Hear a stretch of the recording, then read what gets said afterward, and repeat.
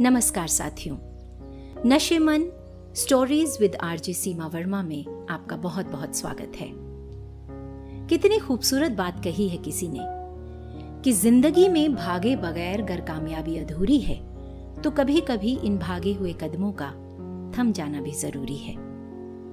अक्सर उम्र के इशारे पर कदम धीमे धीमे थम ही जाते हैं, लेकिन ऐसा भी होता है कई बार कि छोटी उम्र पर हालात और जिम्मेदारियां हावी हो जाती हैं और ऐसे में कदम थमते नहीं, हमें उन्हें थामना पड़ता है। रेनू के कदम भी 17 साल पहले माँ के चले जाने पर अपने छोटे भाई बहन और पिता के लिए थम ही गए थे। जिंदगी ने जैसे जिम्मेदारियों का नया चोला पहन लिया था। कॉलेज की पढ़ाई के साथ साथ घर के काम काज करते करते कब दिन महीने साल गुजरते चले गए पता ही नहीं चला। पापा रिटायर होकर अब बाकी का समय बागवानी में निकाल देते हैं। पिंकी कॉलेज के 3rd ईयर में है और भाई कनाडा हायर स्टडीज के लिए साल भर के लिए चला गया है। सब कुछ तो ठीक चल रहा है। वैसे पापा कई बार शाम को चाय की चुस्कियां लेते हुए पिंकी के सामने मेरी तारीफ बहुत करते हैं। कहते हैं, देखा बेटा, रेनू ने सब कुछ संभाल लिया जैसे माँ संभालती थी। बस यही होता है मेरा लाइफ टाइम अचीवमेंट अवार्ड और मैं अगले ही पल जबरदस्त ऊर्जा के साथ काम में लग जाती हूँ।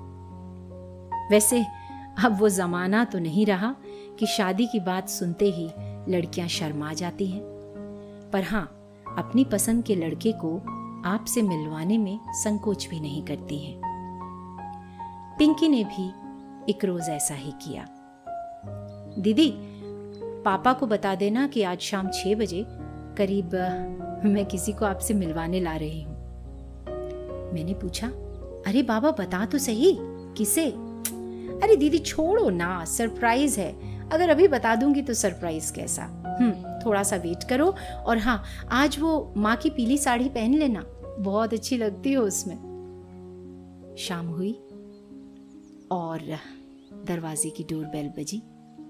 मैंने जैसे ही दरवाजा खोला तो पिंकी के साथ एक 5 फुट 8 इंच लंबा हैंडसम सा लड़का खड़ा था। बोला, नमस्ते दीदी। इसके आगे मुझे कुछ भी कहने की जरूरत नहीं। कुछ ही देर में पापा अंकित से उसके और उसके परिवार के बारे में पूछताछ करने लगे। पिंकी ने किचन में चाय बनाते वक्त मुझे कस के गले से लगा लिया और पूछा, कैसा है? मैं क्या कहती, बस मुस्कुरा दी और उसके सर पर अपना हाथ फेर दिया। अरे आप सब क्या सोच रहे हैं? होता है बाबा, ऐसा भी होता है कई बार कि बड़ी बहन से पहले छोटी बहन का रिश्ता हो जाता है। मेरी भी हो जाएगी जब होनी होगी शादी। बस भाई सेटल हो जाए ना, फिर सोचूंगी जरूर अपने बारे में। वैसे पापा ने पूछा था मुझसे एक बार कि बेटा कोई पसंद हो लड़का तो बता देना, क्योंकि अब इस उम्र में मैं तुम्हारे लिए कहाँ से लड़का ढूंढूं। बस ये कहा और बात आई गई हो गई। सच कहूं तो उस रात मैंने माँ को बहुत याद किया। सोचती रही कि अगर माँ ना गई होती तो आज मैं कितना कुछ बदल पाती, या मैं ना बदलती, सब कुछ खुद ब खुद बदल जाता। संजय भी मेरा होता, लेकिन संजय की क्या बात करनी, वो तो मेरा थोड़ा सा इंतजार भी ना कर सका। देखते देखते पिंकी की शादी हो गई और भाई बाहर सेटल हो गया। अब आप सोच रहे होंगे कि मेरा क्या हुआ। मैं आज बहुत खुश हूं। रोज सुबह जल्दी उठती हूँ क्योंकि पापा को चाय देनी होती है, और वो पानी की सप्लाई भी तो फिर एक टाइम पे आती है, एक टाइम पे चली जाती है। घर का कामकाज, पापा की दवाई, और वो शाम को पापा को सैर पर भी तो ले जाना होता है ना। भाई बूढ़े हो गए हैं, क्या करूं, डर लगता है कि कहीं गिर गिरा ना जाएं। बस नशेमन में मेरी तरफ से आज का ये दिन का। आप सोच रहे होंगे कि सीमा ने कहानी का अंत क्यों नहीं किया। वैसे हम लोगों को हैप्पी एंडिंग बहुत पसंद है ना, लेकिन कभी कभी कहानियों का यूं भी अंत किया जाता है और पूछा जाता है, जो मैं अब आपसे पूछने वाली हूँ कि कैसी लगी आपको आज की कहानी। ज़रूर बताइएगा और ये भी बताइएगा कि आपको क्या लगता है, क्या रेनू को अपने बारे में सोचना चाहिए था? क्या पापा को वे कह देना चाहिए था कि अब और नहीं होता उससे?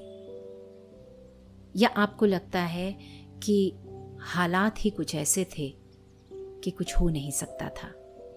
क्या जिम्मेदारियों के चलते कभी कभी किसी के कदम ऐसे थम जाते हैं कि फिर ताउम्र खुद के लिए कभी उठ ही नहीं पाते?